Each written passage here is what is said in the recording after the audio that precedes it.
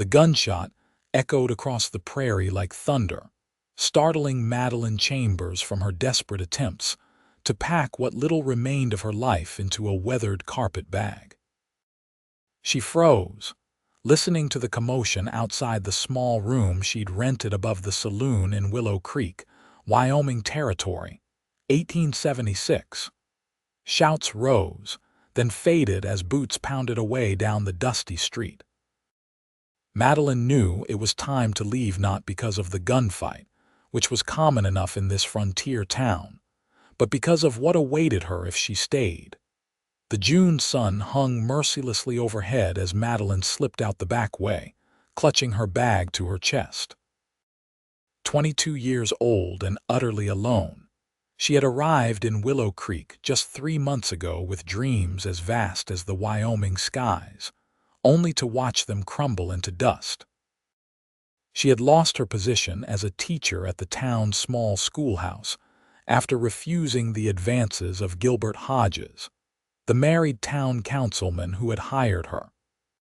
His lies about her character had spread through town like wildfire, leaving her reputation in tatters and her prospects for employment non-existent. Madeline hurried toward the edge of town, hoping to reach the stagecoach office before anyone noticed her departure.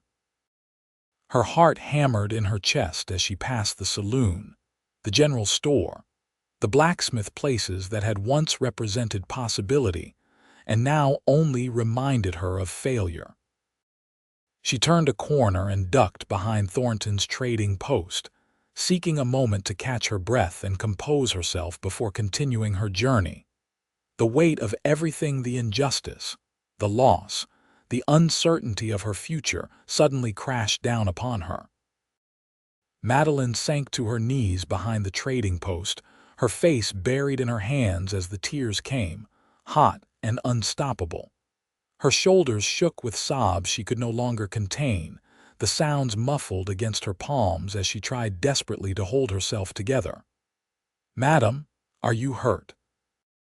The voice, deep and gentle, startled her. Madeline looked up through tear-blurred vision to see a tall man standing a few feet away. Dust covered his boots and the lower half of his denim pants. A weathered leather vest hung open over a faded blue shirt, and his dark hat was pulled low over his eyes.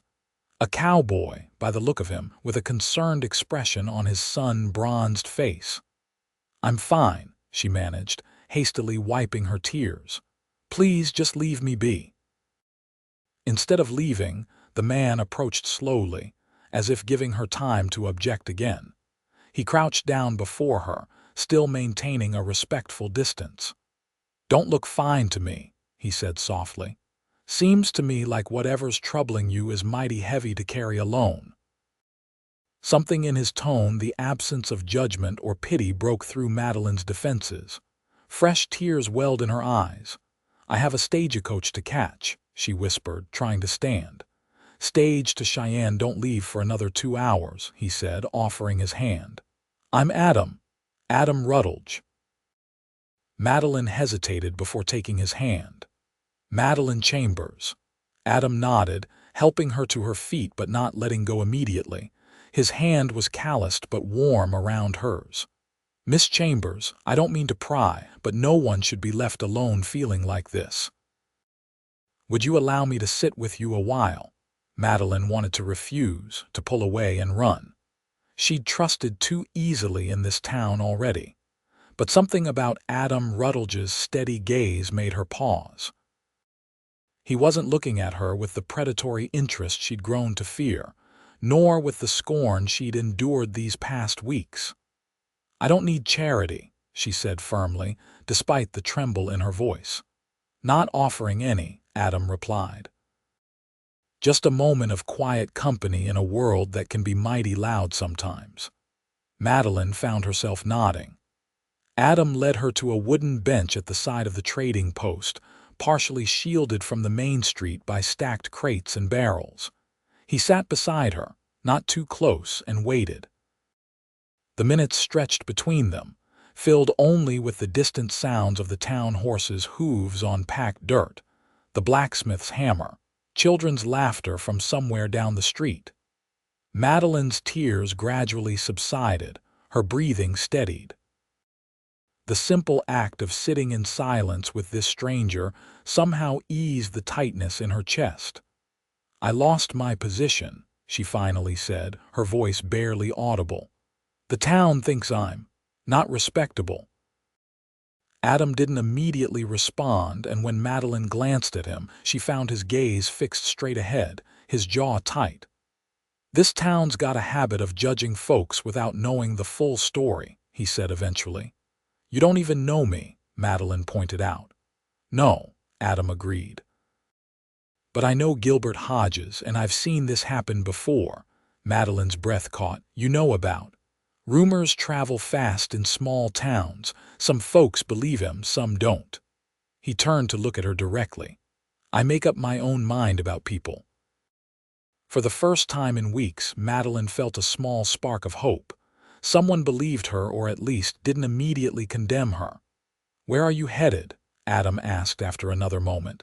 "Cheyenne, and then, I don't know, east maybe, back to Pennsylvania." The thought filled her with defeat. Going home meant admitting failure, facing her younger siblings with the knowledge that she couldn't be the example she'd promised to be after their parents died.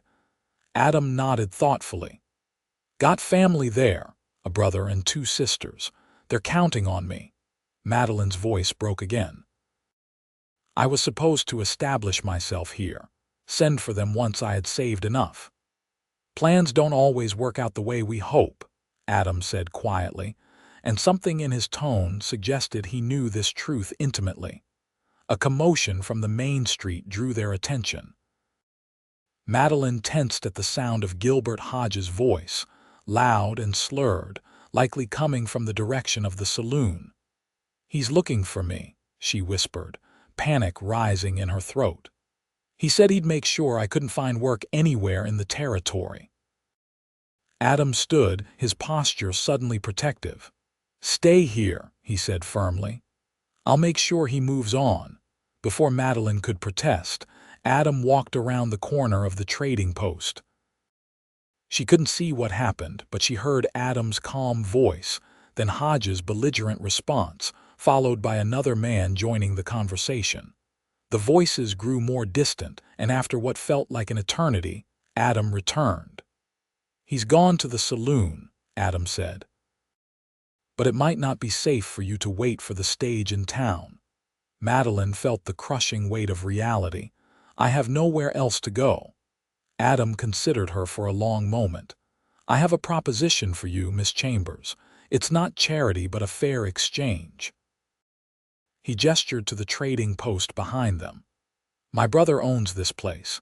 He's been looking for someone to help with the books and correspondence. He's got a good head for trading but can't read or write much beyond his name." Madeline stared at him in disbelief. "You're offering me a job?" "My brother is," Adam clarified. "He mentioned it this morning before I rode out to check the herd. You'd have a room at our ranch about 5 miles outside town, far enough from Hodges and his kind but close enough to help at the post 3 days a week." "Why would you do this? You don't know me." Adam's expression softened. "Sometimes we all need someone to offer a hand when we're down. I've been there myself." He paused. "No obligations. If you don't like the arrangement after a week, I'll personally see you safely to Cheyenne." Madeline hesitated, weighing her limited options. The logical part of her screamed caution going to a ranch with men she didn't know could be dangerous. But the alternative was returning east in disgrace, her dreams shattered, or trying another frontier town where Hodges' rumors might follow. "Your brother won't mind hiring someone with my reputation." Adam's mouth quirked in a half-smile. "My brother Michael lost an eye in the war. He judges people by their actions, not by gossip. Besides, he's been married to Sarah for 15 years. She runs the household and would be there too." The mention of another woman at the ranch eased some of Madeline's concerns. Still, this decision could change everything. "I need to think," she said finally. Adam nodded, pulling a pocket watch from his vest. Stage doesn't leave for another hour and a half. I've got some business to finish at the general store. I'll be back in 30 minutes. Whatever you decide, I'll respect it. He tipped his hat and left her alone with her thoughts. Madeline watched him walk away, struck by the strange turn her day had taken. An hour ago, she'd been fleeing in disgrace. Now she was considering an offer that could mean staying in Wyoming after all. She closed her eyes, considering her options.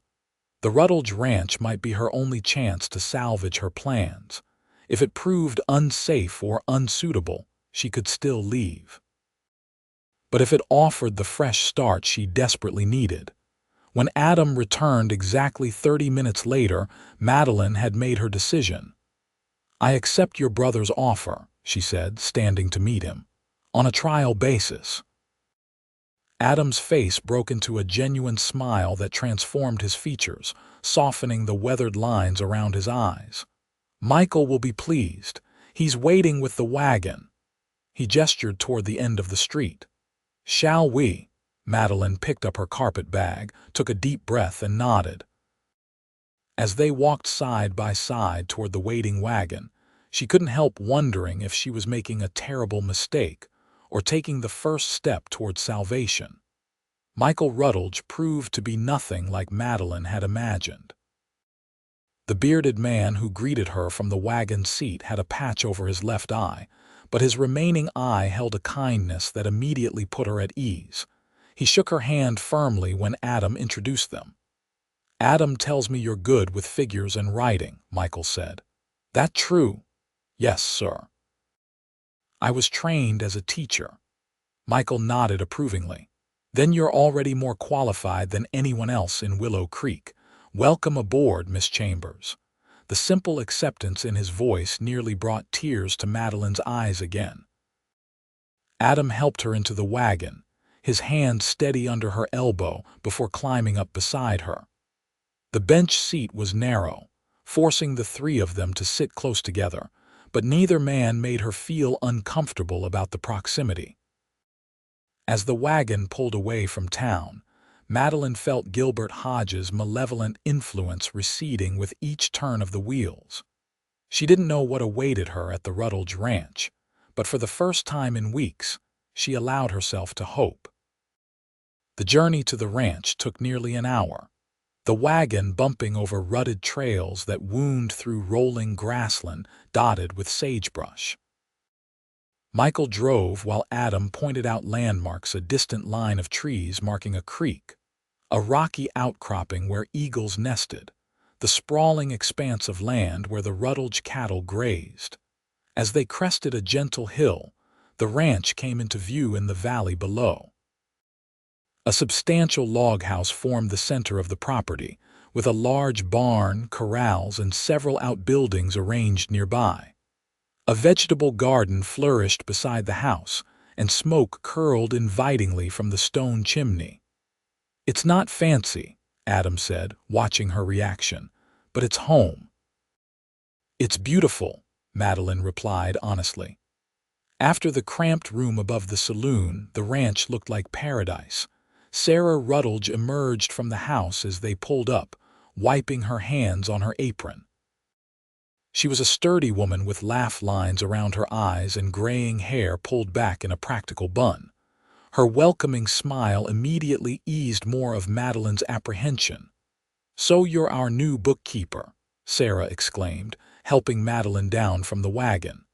"Thank heavens. These two can barely manage to write a letter between them." "I manage just fine," Michael protested good-naturedly, exchanging a fond look with his wife. "Of course you do, dear." Sarah patted his arm before turning back to Madeline. "Come inside.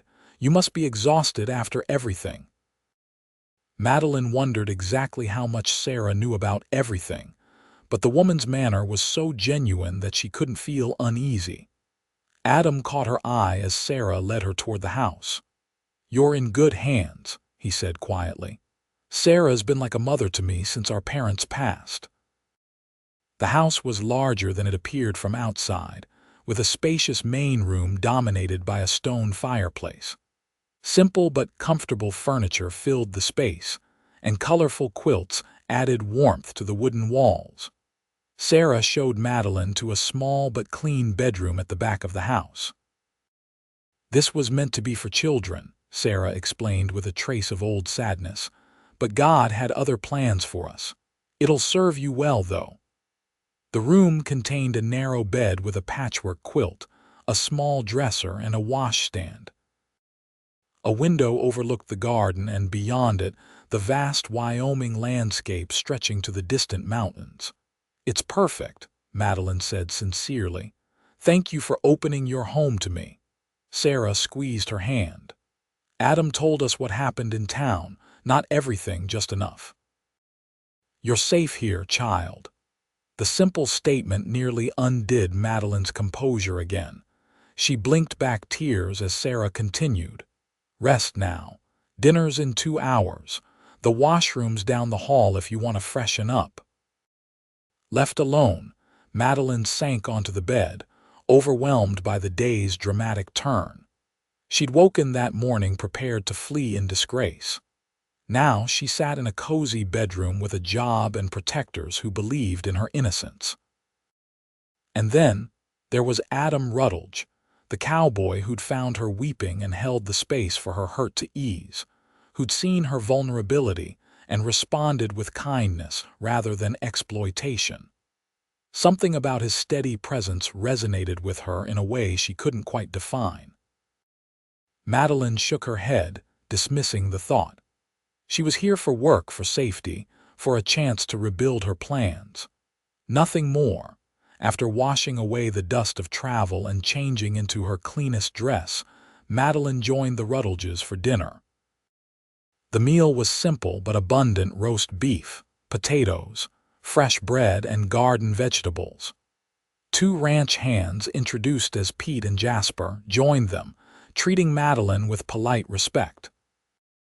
The conversation flowed easily around the table, with none of the probing questions or judgmental looks Madeline had grown accustomed to in town. Michael outlined her duties at the trading post, maintaining the account books, writing correspondence to suppliers, and keeping inventory records. The work sounded straightforward, well within her capabilities. "Adam will take you to the post tomorrow to show you around," Michael said as they finished dinner. "I've got business with a cattle buyer from Cheyenne." Adam, who had been quietly attentive throughout the meal, nodded. "We'll leave after breakfast if that suits you, Miss Chambers." "Madeline, please," she said. "And that would be fine."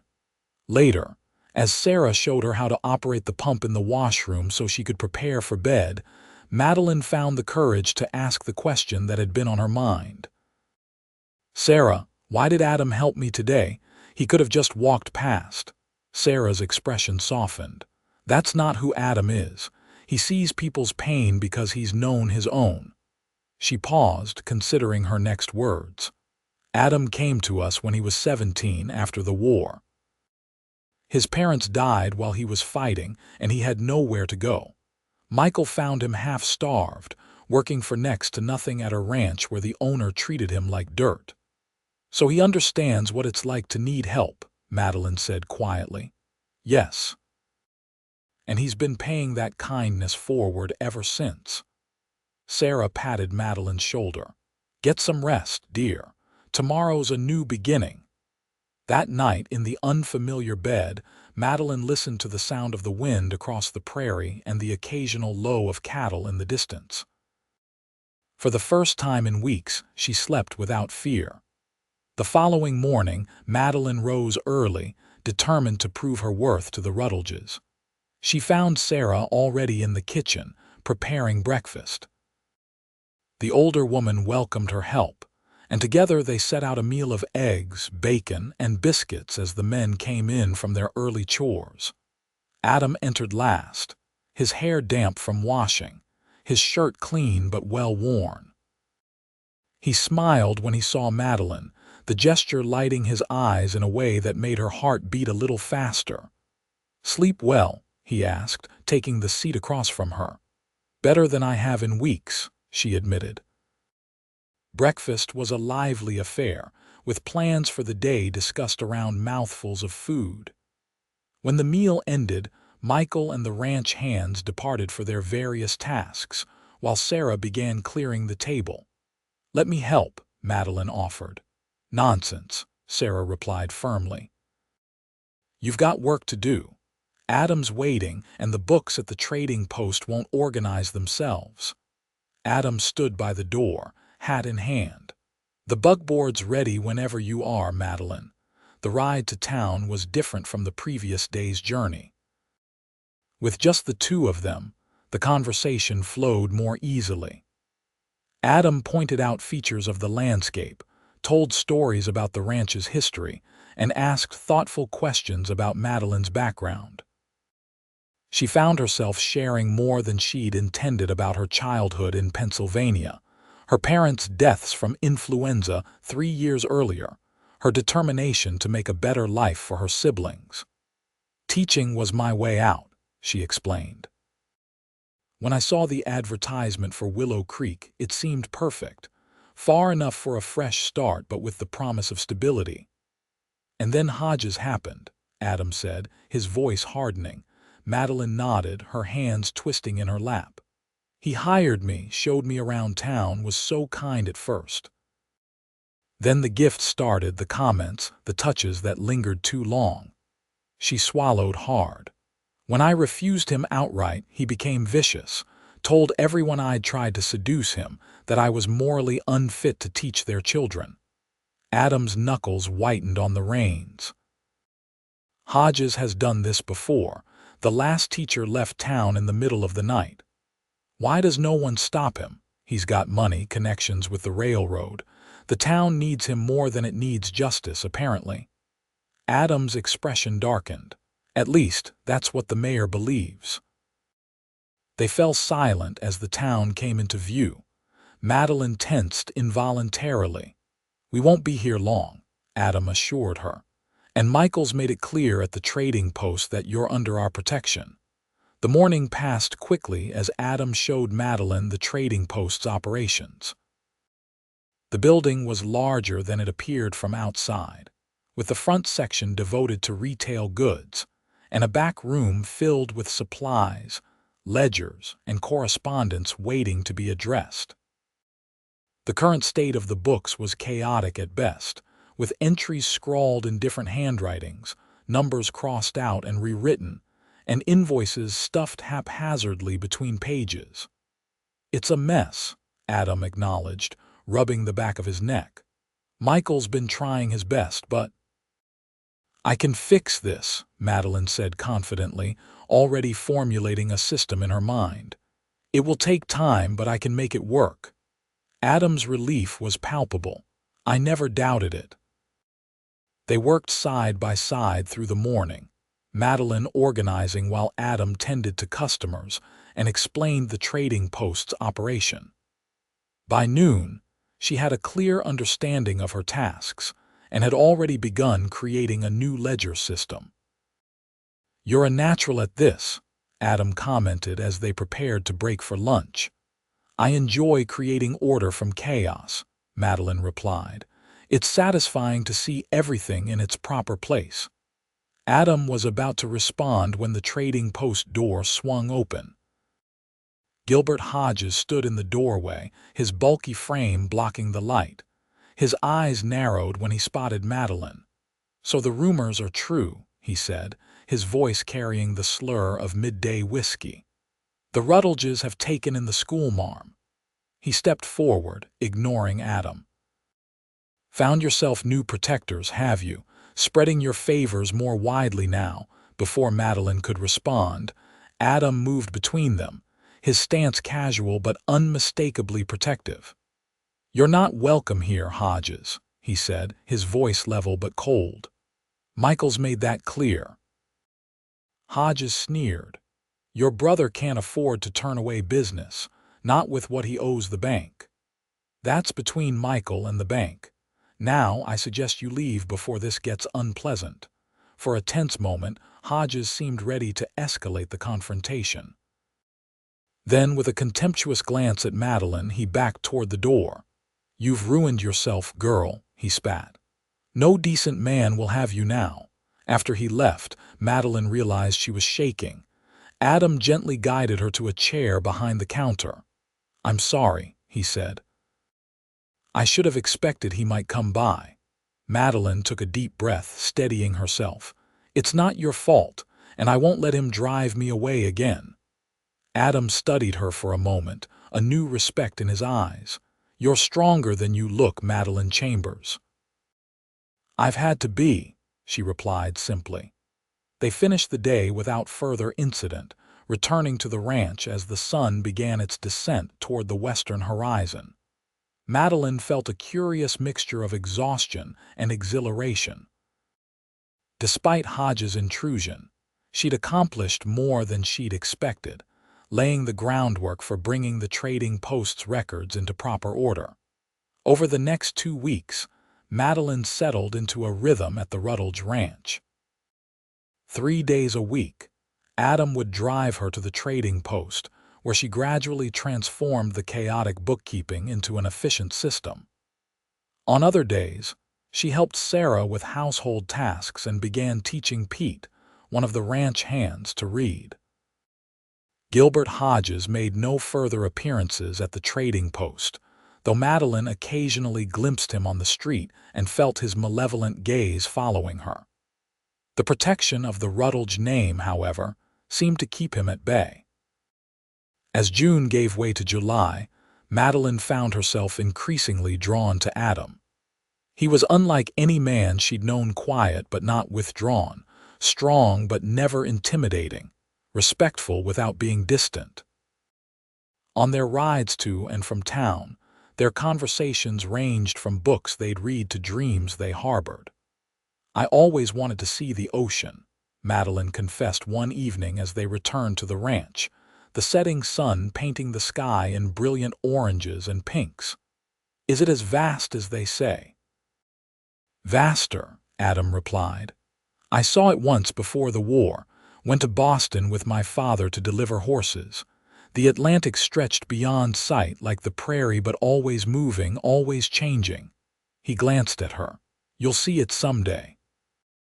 "Perhaps," she said, though the practical part of her doubted it.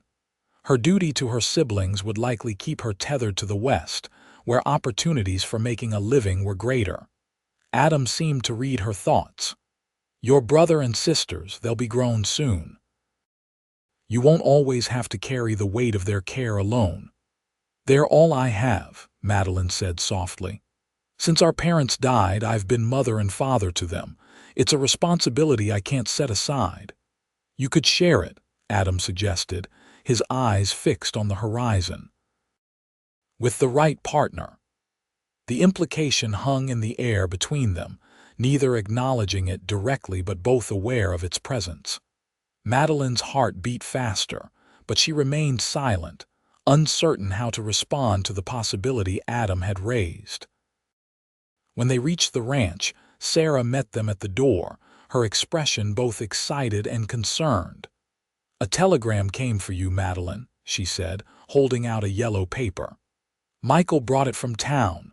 Madeline took the telegram with trembling fingers. News from home rarely came by wire unless it was urgent and usually bad. "Madeline, stop Matthew, ill with fever, stop doctor says come. If possible, stop Alice, her brother. Sick enough that their neighbor Alice had spent precious money on a telegram." Madeline's world tilted sharply. "I need to go home," she whispered, looking up at Adam and Sarah. "My brother is ill." Sarah immediately took charge. "I'll help you pack." "When does the next stage leave for Cheyenne?" "Tomorrow afternoon," Adam said. "I'll take you to town in the morning." Madeline nodded gratefully, her mind already racing ahead to the long journey east. The train from Cheyenne would take days to reach Pennsylvania, days during which Matthew's condition could worsen. Would she arrive in time? And how would she afford the ticket? As if reading her thoughts, Adam spoke again. "Don't worry about the fare. Consider it an advance on your wages." "I can't accept." "You can and you will," he interrupted firmly. Michael would insist, and so do I. Madeline wanted to protest further but recognized the stubborn set of Adam's jaw. This was not a battle she would win, and truthfully, she needed the help. "Thank you," she said simply. "I'll repay every cent." Adam's expression softened. "I know you will. Now go pack while Sarah makes you something to eat for the journey." That night, as Madeline sorted through her meager possessions, deciding what to take and what to leave behind, a soft knock sounded at her door. She opened it to find Adam standing in the hallway, holding a small leather pouch. "May I come in for a moment?" he asked. Madeline hesitated, aware of the impropriety, but then nodded. Adam stepped just inside the doorway, maintaining a respectful distance. "I wanted to give you this," he said, holding out the pouch, "for your journey." Inside, Madeline found more money than she'd expected, enough for train fare and then some. "Adam, this is too much. It's not charity," he said, echoing his words from their first meeting. "It's a loan, if that makes you feel better, or payment for the work you've already done." He paused. "Your brother needs you, and you need to get to him without worrying about every penny along the way." Tears pricked at Madeline's eyes. "Why are you doing all this for me?" Adam's gaze held her steadily. "Because from the moment I found you behind that trading post, I knew you were someone worth helping. Someone worth—" He trailed off, then continued more carefully. "Someone who deserves kindness." The unspoken words hung between them, charged with meaning neither was ready to articulate. Madeline clutched the pouch to her chest, overwhelmed by his generosity and something else, a feeling she'd been trying to ignore since that first day. "I don't know when I'll be back," she said, her voice barely above a whisper. "I'll be here," Adam replied simply. "We all will." The next morning dawned clear and bright, as if the Wyoming sky was mocking Madeline's heavy heart. Breakfast was a subdued affair, with Sarah pressing food on her and offering maternal advice about the journey east. "You write to us when you arrive," Sarah insisted, packing a bundle of provisions for the stage ride, "and let us know how your brother fares." "I will," Madeline promised. "Thank you for everything." Michael clapped her shoulder awkwardly. "Your job will be waiting when you return. No one else can make sense of those books like you can." The ride to town with Adam was mostly silent, each lost in their own thoughts. As they approached Willow Creek, Madeline finally spoke. "I keep thinking about that day you found me," she said. "How different everything might have been if you just walked past." Adam's hands tightened on the reins. "I couldn't have walked past if I'd tried. Something about you." He shook his head. "I just knew I needed to help." At the stagecoach office, Adam handled the ticket purchase while Madeline waited with their wagon. She watched him through the window, struck again by his quiet confidence and the inherent kindness in his bearing. In just a few short weeks, this man had become important to her in ways she hadn't anticipated. When he returned, ticket in hand, they still had an hour before the stage was due to depart. "Coffee," Adam suggested, nodding toward the small cafe across the street. They sat at a corner table, cups of steaming coffee before them. Around them, the usual bustle of the cafe continued, ranchers discussing cattle prices, shopkeepers gossiping about local news, a drummer showing his wares to the cafe owner. "Will you write?" Adam asked suddenly. "Not just to Sarah and Michael, but to me." Madeline met his gaze. "Would you want me to, very much?" His directness surprised her. "I'd like to know you're safe, that your brother recovers, that you're—" He hesitated. "That you're happy." "I'll write," she promised. "And Adam, I will come back. I have obligations here, work I've committed to." "Is that the only reason you'd return?" The question was soft, almost hesitant. Before Madeline could respond, the cafe door banged open and Gilbert Hodges staggered in, already drunk despite the early hour. His bleary gaze swept the room, stopping when he spotted Madeline and Adam. "Well, if it ain't the schoolmarm and her cowboy protector," he slurred, loud enough for everyone to hear. "Leaving town already, are you? Smart move. No decent folk want your kind here." Adam rose slowly, his expression dangerous. "That's enough, Hodges." "Or what?" Hodges sneered, swaying slightly. "You'll defend her honor. She ain't got none left to defend." The cafe had gone silent, all eyes on the confrontation. Madeline felt the familiar shame burning her cheeks, but then something shifted inside her. She stood, squaring her shoulders. "Mr. Hodges," she said clearly, "your lies about me are just that, lies. I rejected your advances because you're a married man and because your attentions were unwelcome. Instead of accepting that like a gentleman, you chose to destroy my reputation." She looked around at the watching townspeople. "I wonder how many other women in this town have suffered similarly at your hands." Hodges' face mottled with rage. "You little careful," Adam interrupted, stepping slightly in front of Madeline. "Think very hard about your next words." A tense silence stretched between them. Then, unexpectedly, a woman's voice spoke from a table near the back. "She's telling the truth." Martha Wilson, the dressmaker's wife, stood up. "Hodges tried the same with my sister last year. That's why she left for Denver." Another woman nodded. "And with my cousin before that." Whispers spread through the cafe as Hodges looked around, finding formerly sympathetic faces now turned cold. The mayor, seated by the window, cleared his throat uncomfortably. "Perhaps, Gilbert," he said, "you should go home to your wife." Hodges, sensing the shift in the room, backed toward the door. "This isn't over," he muttered, but the threat sounded hollow. After he left, several people approached Madeline, offering awkward but seemingly genuine apologies for believing the worst of her. The mayor himself expressed regret and suggested that the school board might want to reconsider her dismissal. "I'm leaving for Pennsylvania today," Madeline told him. "My brother is ill, but I may return, and when I do, I'll consider your offer." When they left the cafe, Adam was unusually quiet. They walked toward the stagecoach office, where the coach was now being prepared for departure. "You were brave in there," he finally said. "I've never seen anyone stand up to Hodges like that."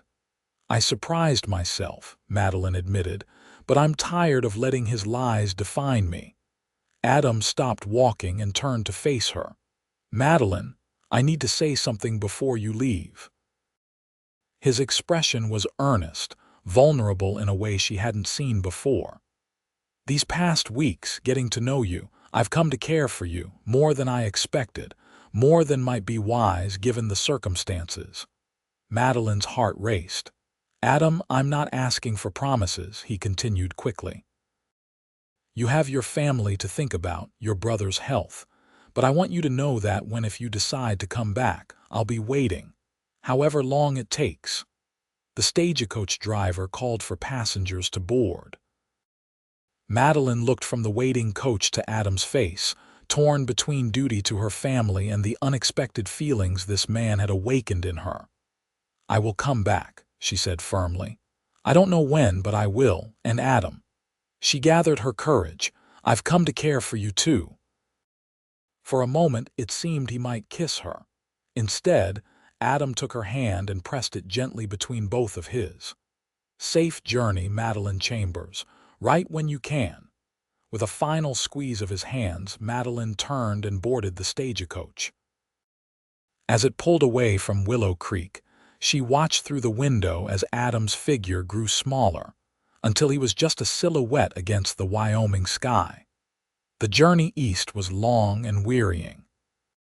From Cheyenne, Madeline took the Union Pacific east to Omaha, then changed to trains that carried her through Chicago and eventually to Pennsylvania. She arrived in her hometown of Glenwood, Pennsylvania, nearly 2 weeks after leaving Wyoming, exhausted but anxious to see her brother. Matthew, thankfully, had survived the worst of his illness by the time she reached home. The lanky 16-year-old was pale and thin, but sitting up in bed when Madeline rushed into the small house they'd grown up in. "Maddie," he exclaimed, using her childhood nickname.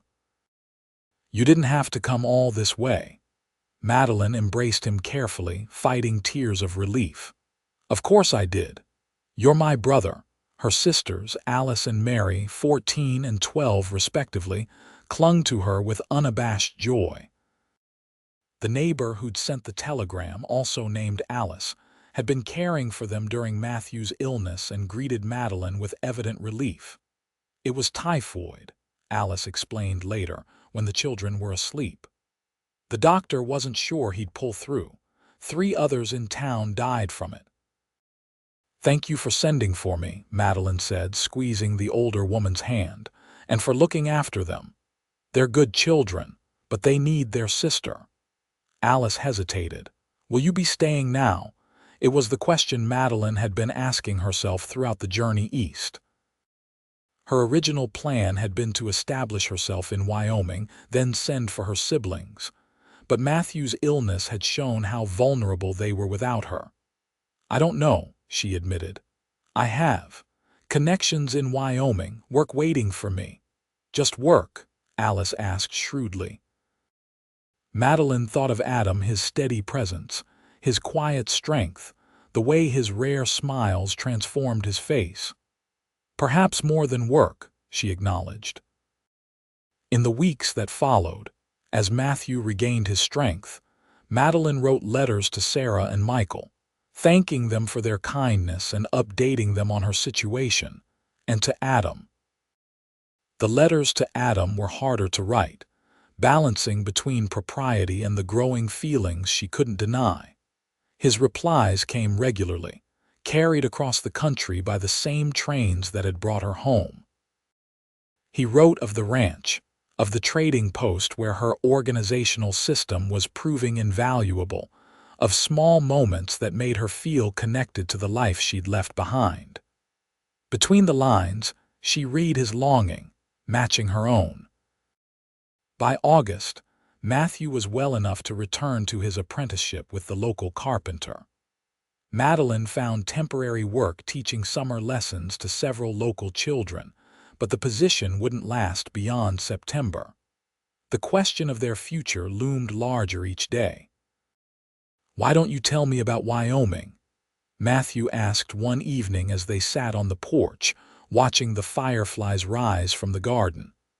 "You never talk about it except when those letters come." Madeline hesitated, then began to share stories of the vast landscapes, the trading post, the Rutledge ranch. She told him about Sarah's kindness, Michael's gruff fairness, and finally about Adam. "He found me at my lowest moment," she explained, "and instead of taking advantage, he offered help. The kind of help that preserves dignity rather than diminishing it." Matthew studied her thoughtfully. "You care for him?" It wasn't a question. Madeline nodded. "I do, more than I thought possible after knowing someone for such a short time." "Then why are we still here?" Her brother asked simply. "Your letters from the Rutledges mention room for all of us at the ranch. It's not that simple. Moving west is a risk. Life there is harder in many ways." "Life is hard everywhere," Matthew pointed out with the pragmatism of youth. "At least there, you wouldn't have to bear it alone."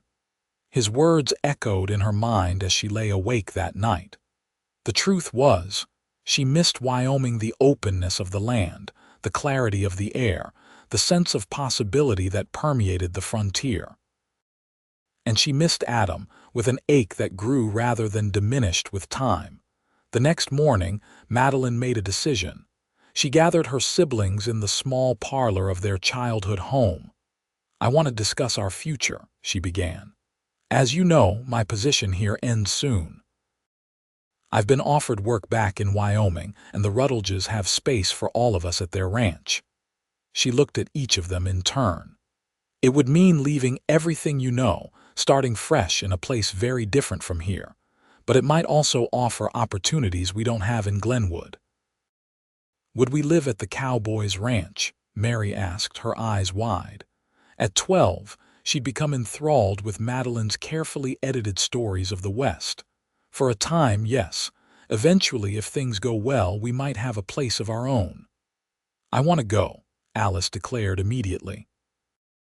There's nothing for me here except becoming someone's wife and having babies.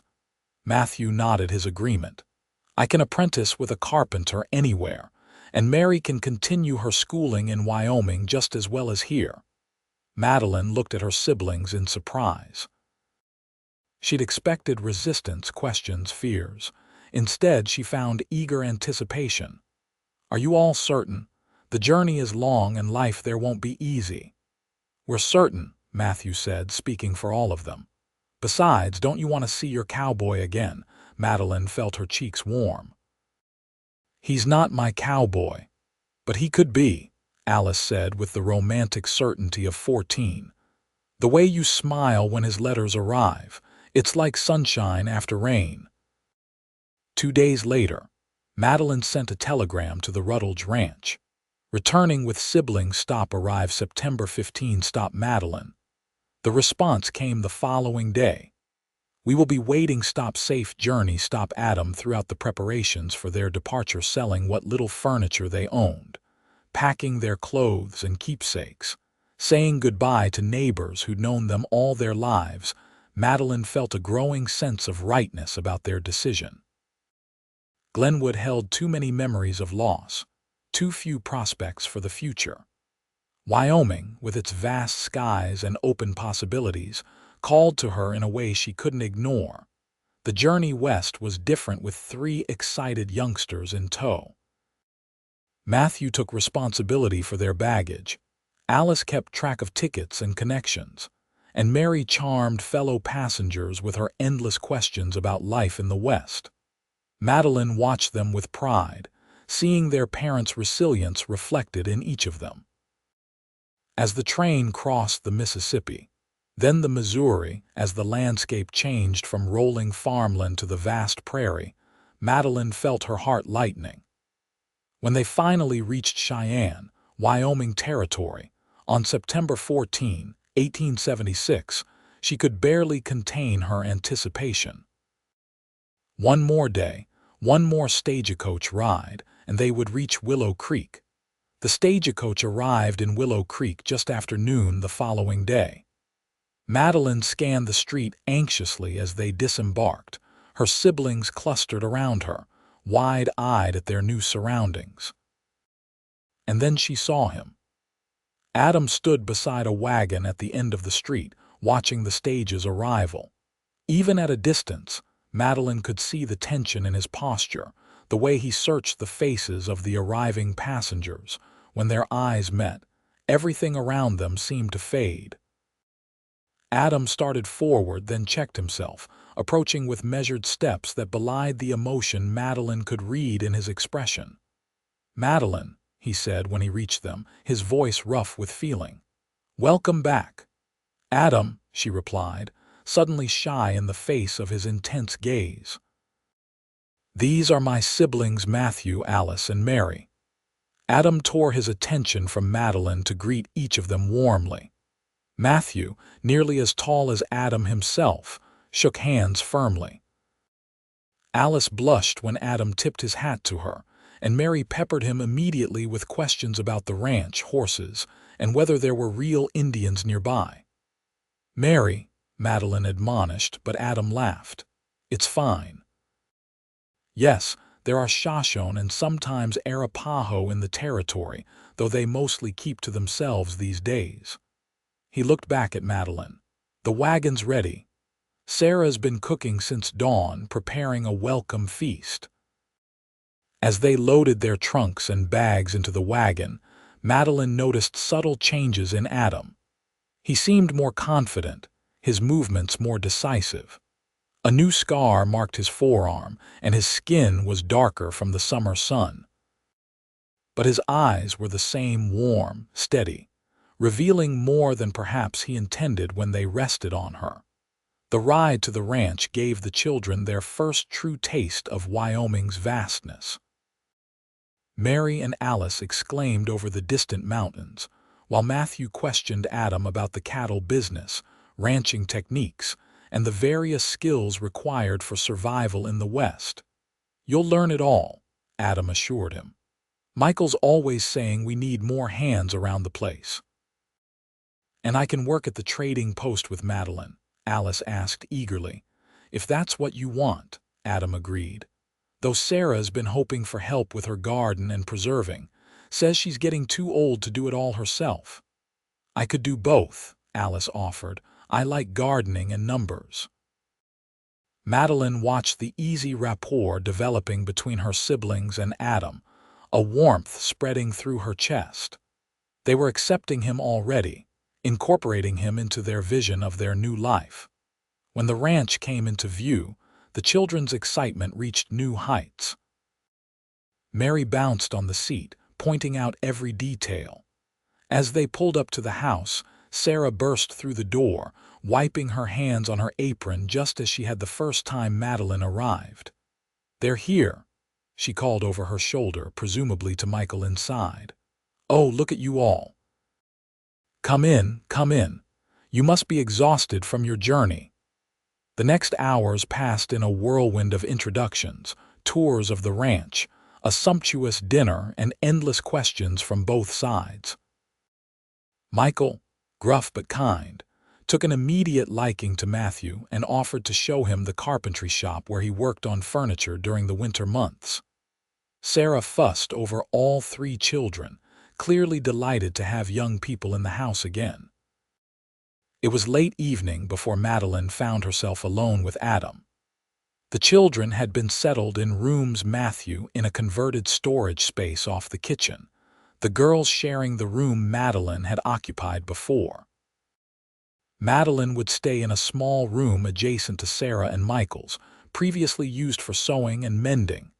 Adam found her on the porch, watching the stars emerge in the vast Wyoming sky. "Your siblings are wonderful," he said, leaning against the railing beside her. "They have your spirit."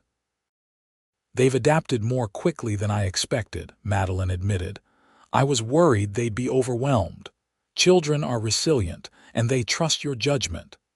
Adam turned to face her. "I've missed you, Madeline, more than I can properly express." The directness of his statement took her breath away.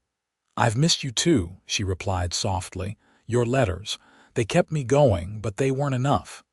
He took a step closer.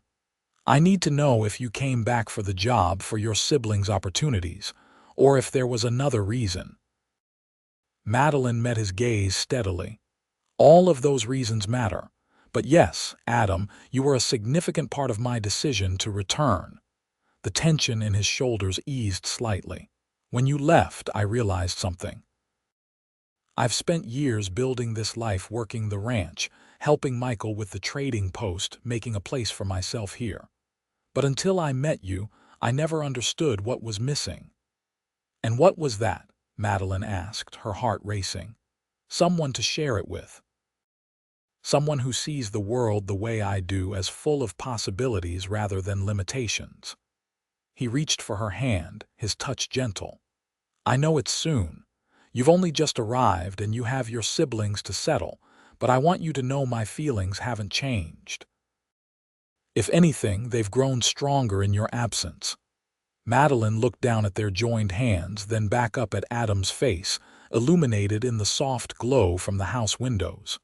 "My feelings haven't changed either," she whispered. Adam's other hand came up to cup her cheek. "May I?" he asked, his voice husky. Madeline nodded, and Adam leaned forward, bridging the distance between them. His lips met hers in a kiss that started gentle but deepened as Madeline responded, her hands moving to his shoulders. It was a kiss that held promise, tenderness, and a passion that had been building since that first meeting behind the trading post. When they finally parted, both breathless, Adam rested his forehead against hers.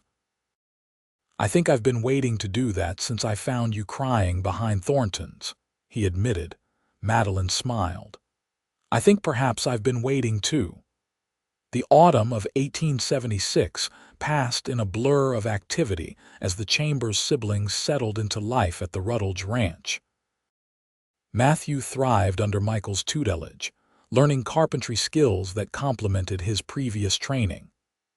Alice divided her time between helping Sarah with household tasks and accompanying Madeline to the trading post, where she proved to have a natural aptitude for commerce. Mary enrolled in the small school in Willow Creek, quickly becoming a favorite of the teacher who had replaced Madeline. For Madeline herself, the months brought a deepening of her relationship with Adam. They worked side by side at the ranch and the trading post, spent long rides discussing books and ideas, and gradually shared the deeper parts of themselves: Adam's experiences during the war, Madeline's fears and hopes for her siblings' futures. Each conversation, each shared laugh or quiet moment of understanding, strengthened the bond between them. By Christmas, their courtship was official, acknowledged by knowing smiles from Sarah and Michael and good-natured teasing from Madeline's siblings. On Christmas Eve, after the festive dinner had been cleared away and gifts exchanged around the decorated pine tree Michael had brought from the foothills, Adam asked Madeline to join him for a walk outside. The night was clear and cold, stars sharp as diamonds against the black sky. Adam led her to the barn, where he'd prepared a surprise: a sleigh, polished and ready, with a horse already harnessed. "I thought we might take a Christmas Eve ride," he explained, helping her into the sleigh and tucking warm blankets around her legs. They glided across the moonlit snow, the only sounds the soft jingle of the harness bells and the runners cutting through the snow. Adam guided the horse to a rise overlooking the ranch, where the lights of the house glowed golden in the distance. "It's beautiful," Madeline breathed, taking in the pristine landscape spread before them. "Not as beautiful as you," Adam replied, his expression serious in the moonlight. He reached into his coat pocket and withdrew a small box. "Madeline Chambers, I know we haven't known each other long by some standards, but I feel like I've been waiting for you my whole life." Madeline's heart pounded as he opened the box to reveal a simple gold ring with a small pearl. "I love you," Adam continued, his voice steady despite the emotion Madeline could see in his eyes. "I love your strength, your kindness, your dedication to your family. I love the way you face challenges head-on, the way you've embraced this new life. I want to build a future with you if you'll have me." Tears blurred Madeline's vision as she looked from the ring to Adam's face. "Yes," she whispered, then more strongly, "yes, I'll marry you, Adam Rutledge." His smile outshone the stars as he slipped the ring onto her finger, then drew her into his arms for a kiss that sealed their promise. When they returned to the house, cheeks flushed from cold and happiness, their announcement was met with delighted but unsurprised congratulations. Sarah wiped away tears while Michael clapped Adam on the shoulder. Matthew shook Adam's hand formally, giving his blessing as the man of the Chambers family, while Alice and Mary hugged Madeline with excited squeals. "We knew it would happen," Alice declared. "From the moment you first told us about him." The wedding took place in April 1877, when the Wyoming spring had begun to paint the prairie with wildflowers. The ceremony was held at the ranch, with a local minister officiating. Madeline wore a cream-colored dress that Sarah and Alice had worked on secretly for weeks, with wildflowers in her hair instead of a veil. Adam, standing beside Michael, who served as his best man, watched with unconcealed awe as Madeline walked toward him on Matthew's arm. The small gathering of friends, ranchers, shopkeepers from town, even the mayor and his wife witnessed their vows, spoken clearly and from the heart. "I take you, Madeline, to be my wife," Adam said, his voice steady despite the emotion shining in his eyes. "I promise to love and cherish you through whatever life brings, to support your dreams as you've supported mine, and to remember always that moment behind the trading post when I found the other half of my heart. Madeline, tears glistening on her lashes, made her own vows. I take you, Adam, to be my husband.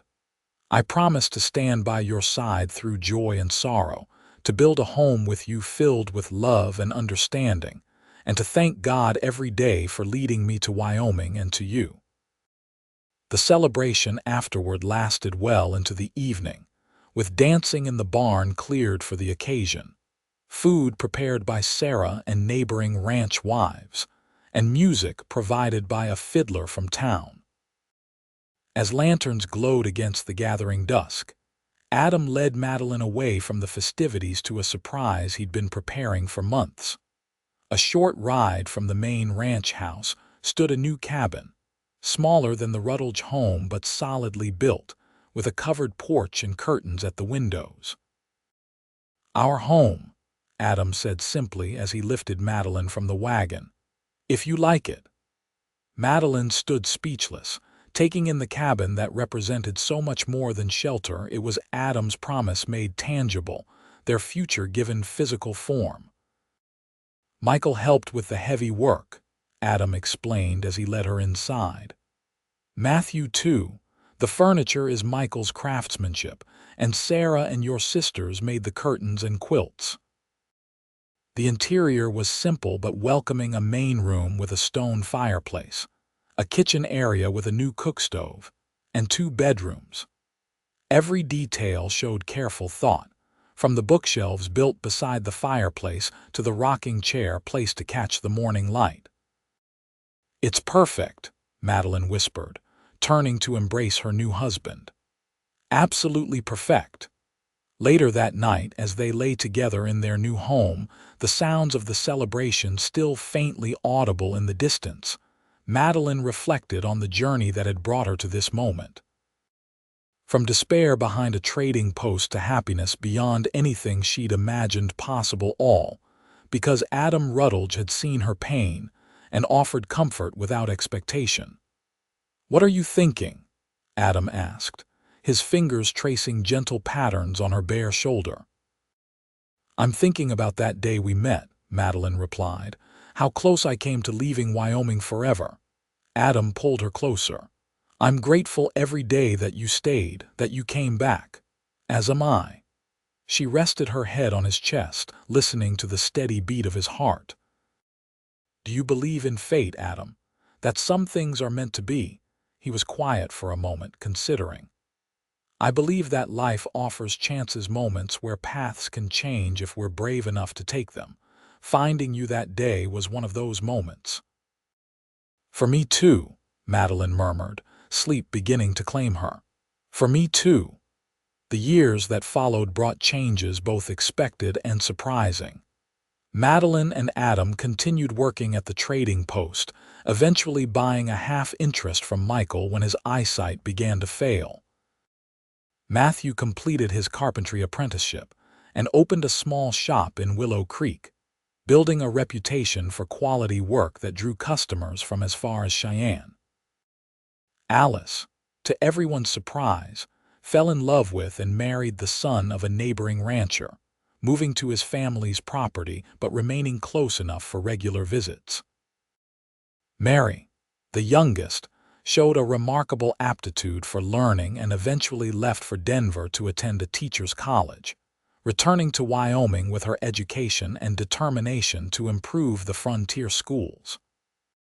The Madeline Chambers family weathered the harsh Wyoming winters, the occasional drought, the economic fluctuations that affected the cattle business. They celebrated births and mourned losses together, the bonds between them strengthening with each passing season. In the spring of 1882, 5 years after their wedding, Madeline and Adam welcomed their second child, a daughter they named Hope. Their son James, born 2 years earlier, peered curiously at his new sister as she lay in Madeline's arms. "She's so tiny," he observed with the seriousness of a 3-year-old. "So were you once," Adam told him, ruffling the boy's dark hair. And now look at you, almost big enough to ride your own horse." James beamed at this assessment, then ran off to share the exciting news of his sister's arrival with his Uncle Michael and Aunt Sarah. Adam sat on the edge of the bed beside Madeline, gently touching their daughter's wispy hair. "She has your eyes," he said softly. "And your stubbornness, I suspect," Madeline replied with a tired smile. "She certainly took her time arriving." Adam leaned down to kiss his wife's forehead. "Worth the wait, though, just like her mother." Madeline looked up at him, this man who had transformed her life with a simple act of kindness. His face showed the years they'd spent together, new lines around his eyes from squinting against the Wyoming sun, a small scar on his chin from a ranching accident 2 winters ago. But his eyes still held the same warmth, the same steadiness that had comforted her behind the trading post on that pivotal day. "I love you, Adam Rutledge," she said simply. "And I love you, Madeline Rutledge," he replied, the words familiar but never routine, more with each passing day. As hope yawned and settled more deeply into sleep, Madeline reflected on the journey that had brought her to this moment of contentment. She had come to Wyoming seeking a new beginning, had nearly lost everything, and then, because a cowboy had found her weeping and held her long enough for the hurt to ease, had found a life richer than any she could have imagined. Outside their window, the Wyoming spring unfolded across the prairie, promising renewal and growth, just as it had on that day 6 years ago when Adam had first seen her tears and offered his hand. Their story, like the frontier itself, continued to unfold, a testament to the power of compassion, courage, and love to transform lives on the vast canvas of the American West. As twilight settled over the ranch, Madeline gazed at her sleeping daughter and the man beside her, knowing with absolute certainty that some journeys, no matter how difficult their beginnings, lead exactly where they're meant to.